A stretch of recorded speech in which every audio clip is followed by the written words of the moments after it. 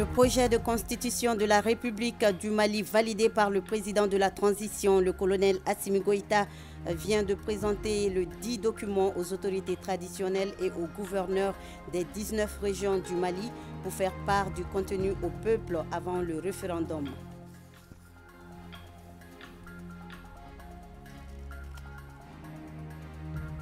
C'est le seul forum de redevabilité annuel multi-acteurs au niveau des régions qui examine les objectifs et résultats du programme socio-sanitaire de façon rétrospective, le CROSEP. Les assises se sont tenues entre le 13 et le 17 mars dernier. Nous ferons le point dans certaines régions dans quelques instants.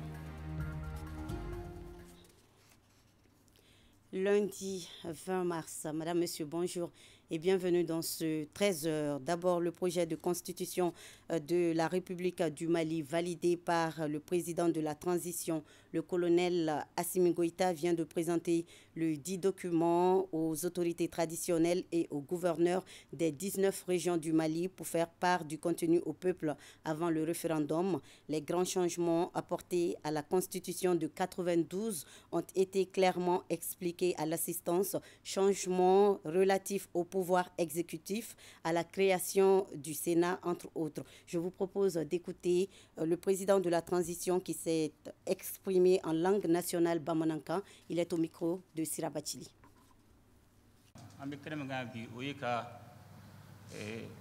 Jamana sera sumba u gafe kura no jamana dogal layini ka weli ko o bonya da koro ka foni nga layini di ama unsona ma mbatu absakata kala filla to mina be si rondo kan sabla daga jamana dogal layini ne do layini sura to godi nay jatemine ke depuis démocratie na Mali kono mogo sabare kara président kala filla au président Sabala, président Alpha Makouna Rebala, président Amadou Mantouré Bala Nala, président Ibeka Bala Nala.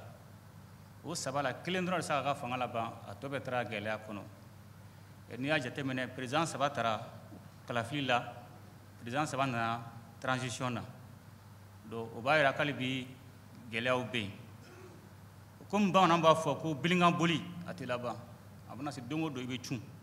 Do Ango Atenya, Magadi.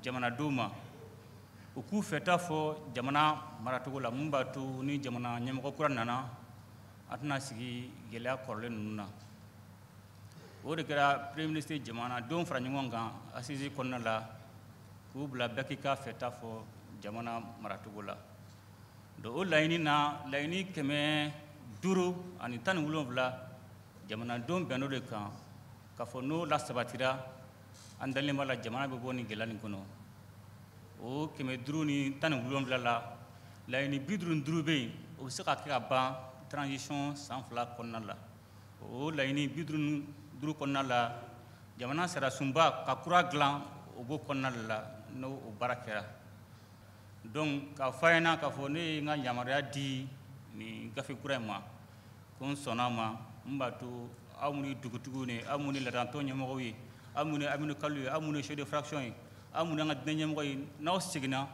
abese kata nye fo jamana do na tukumna u ka famia u ka soma yani kala filin do che ndali mala nini sara sumba gafe na temena ni molan sonama ndali be fenda mon na jamana nyemo jamana maraba suko sego ga jamana kono bli u jakalen do jamana do nga sego ga ke u jamana do jamana ka tanya jamana ka lakana. Voilà le reportage complet à suivre dans nos éditions futures. Je vous le disais également en titre, le comité régional de coordination et d'évaluation du PRODES CROSEP est installé dans les régions pour le bien-être des populations. Eh bien, les assises de l'année 2023 se sont tenues du 16 au 17 mars dans les régions de Taoudéni, Ségou et Caille. Objectif, faire le bilan de l'année 2022 qui constitue la 4e année par rapport à la programmation du PRODES et valider les différentes programmations de 2024. Les reportages sont signés Chirfi Moulay Aïdara, Honoré Tchenou et Kansutu Kanouti. Durant 2 jours, les équipes cadres des districts et la région, en collaboration avec les autorités administratives, politiques, les partenaires au développement, avec l'appui technique du niveau national, vont statuer et valider les documents bilan de planification, d'évaluation et de suivi du PRODES. Nous voulons que ces documents soient validés vraiment par l'ensemble des acteurs pour pouvoir bien apprécier les bilans de 2022 et la programmation aussi de 2024. Le CROCEP demeure le seul forum de redevabilité annuel multi-acteurs au niveau de la région qui examine de manière adéquate et intégrée les objectifs et résultats du programme de développement sanitaire et social de façon rétro et prospective. Si ces assises du CROCEP 2023 interviennent dans un contexte marqué par l'adoption de nouvelles réformes du système de santé, tant dans sa gestion que dans l'offre de soins, entre autres, il est tout de même nécessaire de renforcer les capacités des équipes des régions. Il faut aussi signaler la nécessité de renforcer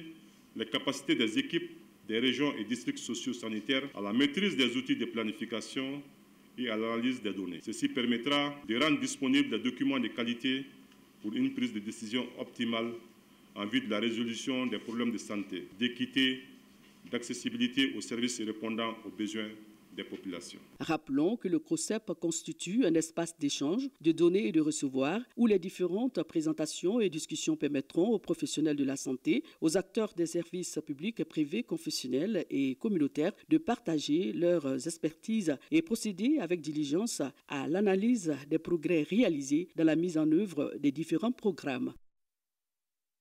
La présente rencontre du comité régional d'orientation, de coordination et d'évaluation du PRODES CROCEP vise à évaluer les plans opérationnels de 2022 de la région de Ségou en vue d'une planification rationnelle de 2024. L'année 2022, nous avons eu beaucoup de défis. Les défis sécuritaires. On a d'autres activités qu'on était obligés effectivement de suspendre pour faire face à la Covid-19. Le troisième défi qu'on a eu à rencontrer, ça, c'est surtout la gestion des personnes déplacées, la PDI. Donc, plus de 40 000. La rencontre est donc une occasion pour les membres du comité d'examiner la mise en œuvre des recommandations du CROCEP, les rapports d'activité et bilan 2022, la validation du plan opérationnel 2024 pour les activités de fonctionnement, entre autres.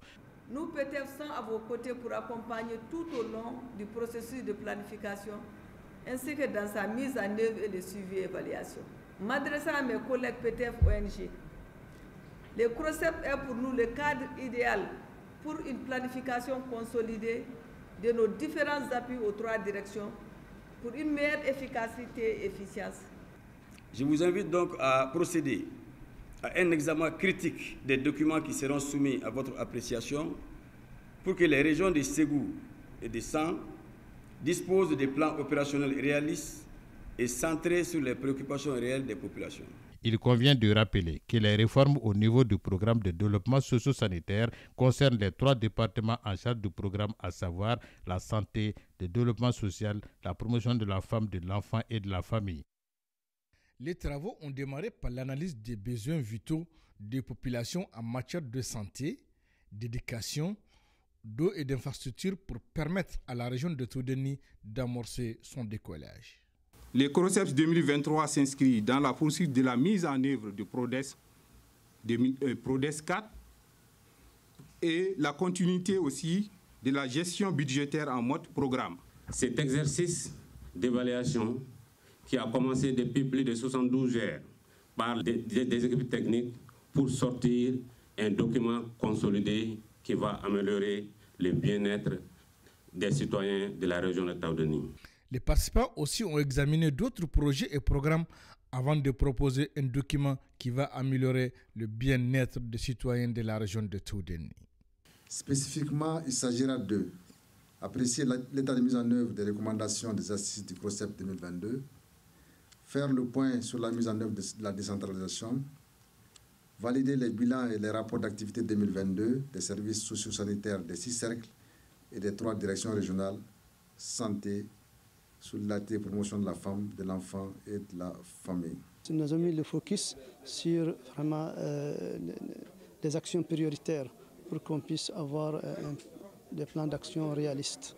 Tous les intervenants ont apprécié les efforts fournis qui ont permis d'atteindre un certain succès dans le cadre de l'orientation et l'évaluation de coordination des activités de la santé dans la région de Taoudeni.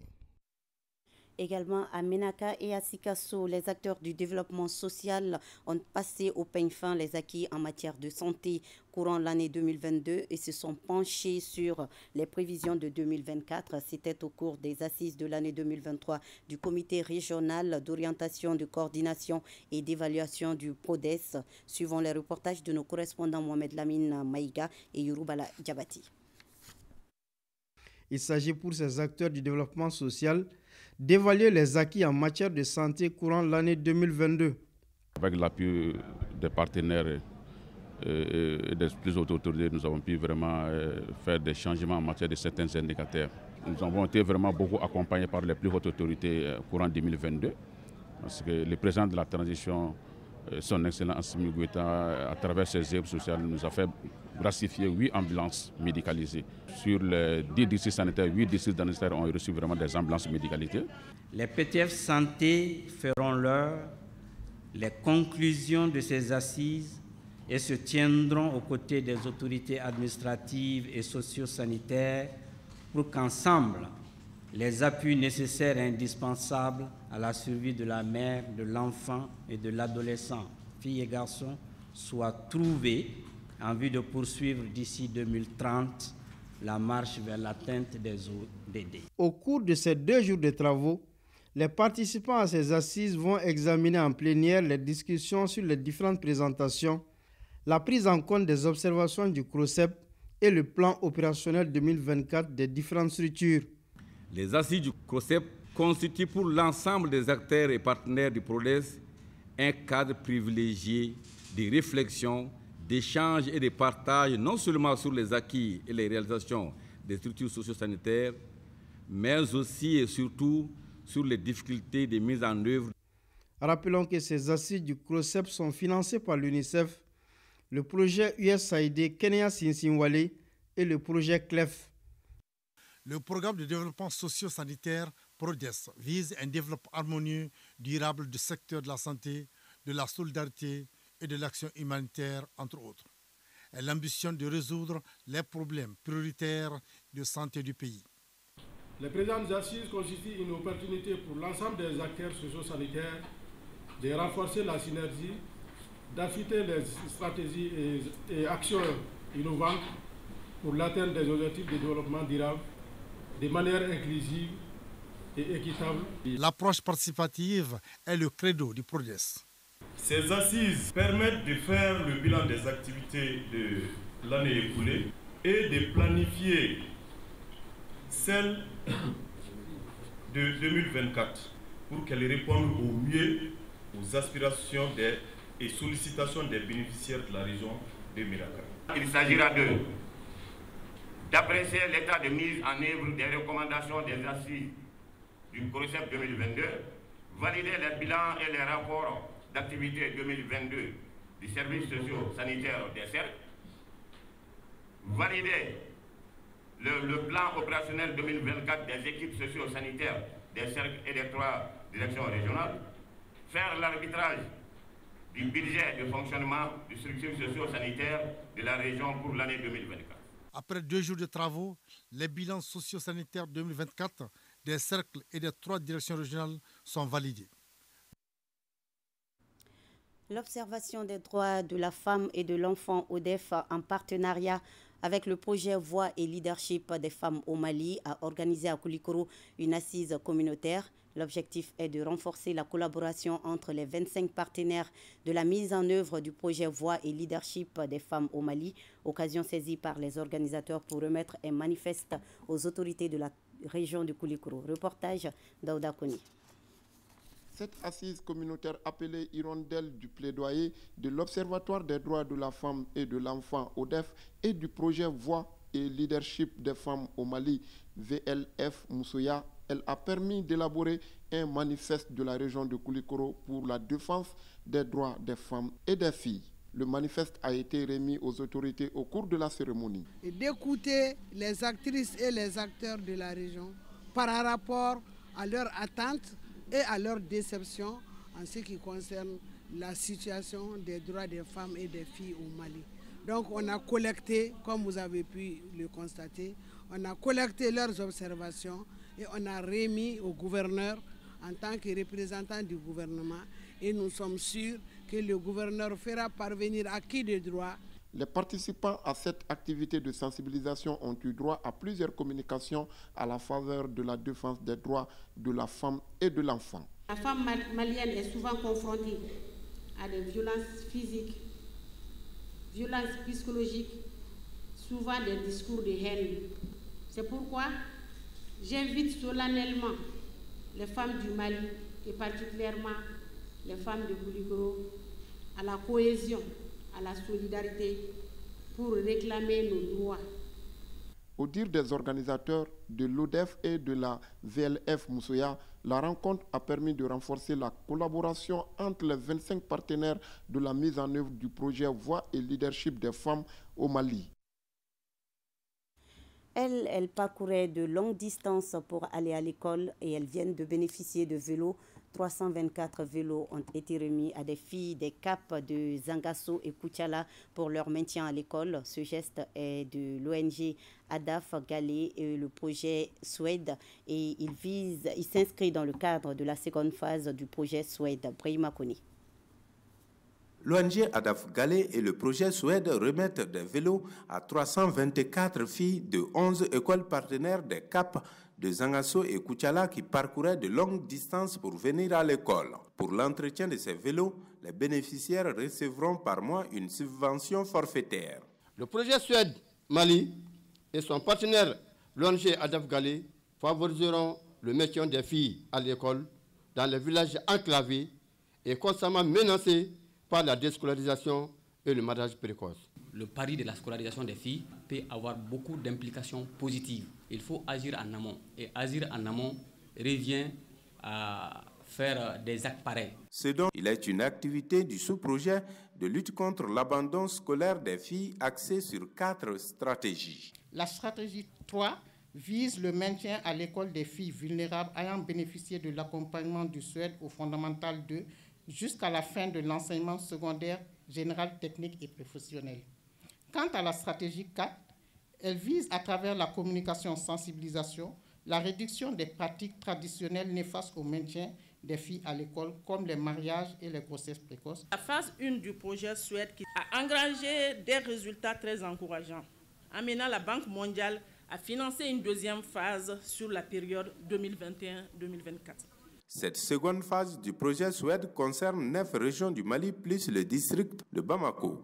À travers elle, plus de 30 000 femmes exercent des activités génératrices de revenus et des métiers traditionnellement réservés aux hommes. Un centre de formation des jeunes et des femmes vient d'être inauguré à 100, construit et équipé par la MINUSMA à hauteur de 33 millions de francs CFA. L'édifice est doté de toutes les commodités. Ce projet est rendu possible grâce à une synergie d'action des autorités locales avec l'appui du ministère des Affaires religieuses, du culte et des coutumes. L'objectif est d'occuper les jeunes afin d'éviter une quelconque radicalisation. De sang, les explications de Drissa Koni. C'est un édifice flambant neuf bâti sur une superficie de 65 mètres carrés qui vient d'être inauguré au bénéfice des jeunes et des femmes de la région de San. Ces joyaux équipés en mobilier de bureaux et informatique comprend 2 bureaux, une salle de conférence et un bloc de 2 latrines. Pour un coût global de 33 millions de francs CFA, il est entièrement financé par la MINUSMA. Par ma voix, je prends l'engagement au nom des jeunes de San à tout mettre en œuvre pour lutter contre l'extrémisme violent et le terrorisme à San. Ce projet rentre dans le cadre d'appui technique et financier de la MINUSMA qui travaille en étroite collaboration avec les autorités maliennes. Ce centre vient en appui au ministère des Affaires religieuses, du culte et des coutumes dans le cadre de la mise en œuvre des actions du gouvernement et ses partenaires en matière de prévention et de lutte contre l'extrémisme violent et le terrorisme. Le joyau que nous venons d'offrir à la jeunesse de San participe à ces premiers objectifs. Il s'agit pour eux, en tout cas, de l'utiliser pour les rencontres, pour les formations dans le cadre de la prévention. Tous les acteurs, notamment ceux au niveau local, devront être impliqués, car les menaces à la sécurité sont multiformes et peuvent se manifester au niveau de la base, d'où une forte implication de tous. Tous les intervenants au pupitre ont rappelé les bénéficiaires de ces joyaux à le considérer comme les prunelles de leurs yeux. Le programme Jeunesse et Stabilité vole au secours des jeunes des régions du centre. En collaboration avec la compagnie Nama, le projet a formé 30 jeunes en technique de fabrication, de création de spectacles et de maniement des marionnettes. Une initiative qui vise à faire de ces jeunes des ambassadeurs de la paix et de la cohésion sociale, nous dit Bokari Koulibaly. À première vue, on se croirait au carnaval de Rio de Janeiro au Brésil. Mais détrompez-vous, nous sommes bien au Mali. Ces jeunes marionnettistes viennent des régions de Mopti, San et Ségou. Durant 5 semaines, ils ont été formés à la fabrication, la création de spectacles et les maniements des marionnettes. La projet nous a accompagnés pour former 30 jeunes. 30 jeunes, bon, on a fait venir les 30 jeunes à Bamako pour suivre la fabrication, la manipulation. Et à la fin, on a essayé de créer des spectacles qu'on va vous montrer tout de suite.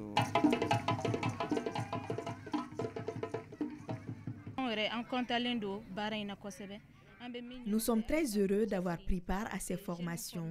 Nous remercions le projet pour cette initiative. Cette initiative est une façon pour le programme Jeunesse et Stabilité d'aider ces jeunes à véhiculer des messages de paix et de cohésion sociale à travers les marionnettes. On se réjouit vraiment franchement de ces résultats et qui nous encouragent, sinon qui nous a encouragés à en appuyer encore davantage pour que ces jeunes, à travers la culture, puissent rassembler les gens, puissent vraiment promouvoir cette cohésion sociale, se vivre ensemble, qu'on recherche tant. Ces jeunes stagiaires désormais outillés en art de la marionnette vont effectuer dans les prochains jours une tournée pour des spectacles dans le cadre de la paix et la réconciliation dans leurs localités respectives. L'Association pour la promotion et le développement de l'orpaillage au Mali entend jouer pleinement son rôle pour sortir le secteur de l'informel et le rendre pourvoyeur d'emploi avec comme leitmotiv le respect des règles fondamentaux. Elle a organisé une soirée qui a regroupé des acteurs venant des différentes régions minières du Mali. Boubacar Kanouté. La Nuit des orpailleurs est une initiative de l'Association pour la promotion et le développement de l'orpaillage au Mali, APEDOM. Elle vise à minimiser les risques auxquels les orpailleurs font face de façon récurrente. Ces risques ont pour nom l'insécurité, les maladies, la dégradation de l'écosystème et les cas d'abandon dans les écoles. Malgré ces difficultés, ce secteur contribue énormément au développement socio-économique du pays. Cet événement est une opportunité à saisir. Diverses connaissances, comme des difficultés rencontrées par des orpailleurs, exposition sur l'exploitation artisanale, les perspectives des bijouteries. Le Mali est un pays producteur d'or par excellence et le directeur exécutif du FER Mali reconnaît que beaucoup a été fait ces dernières années dans la diligence des procédures d'octroi de permis d'exploitation au Mali.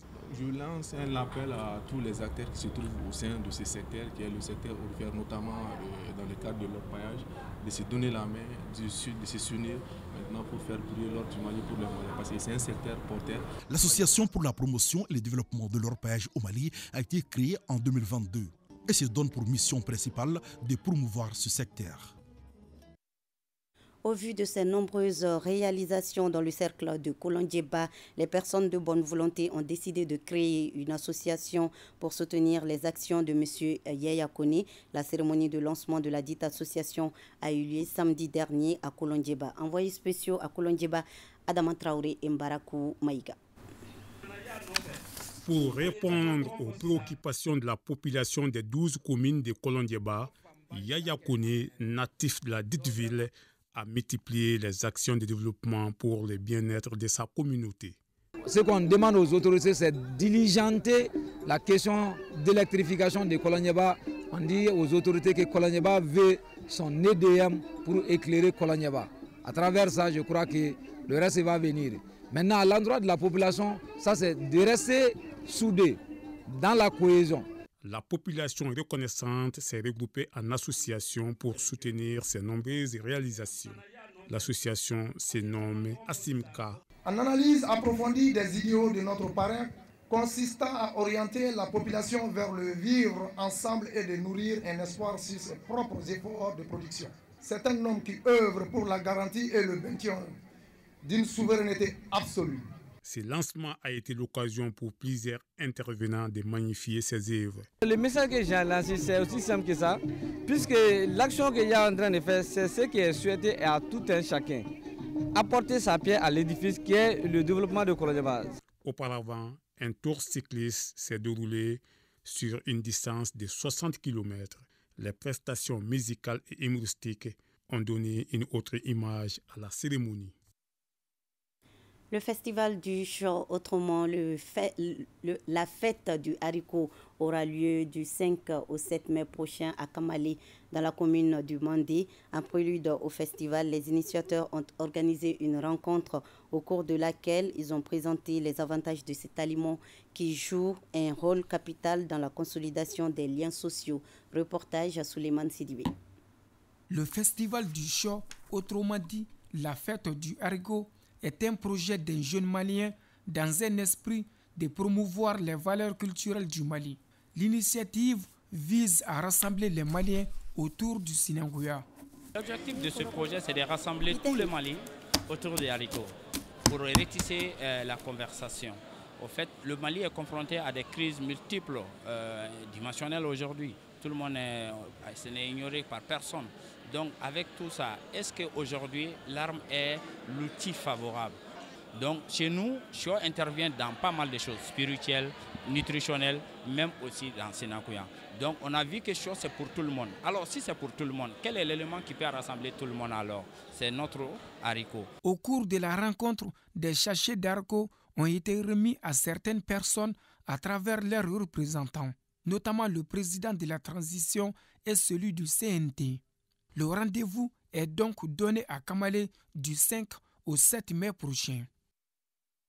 C'est la fin de cette édition. Merci à vous de l'avoir suivi. Passez un bel après-midi avec nous sur ORTM1 et à demain 13h, Inch'Allah.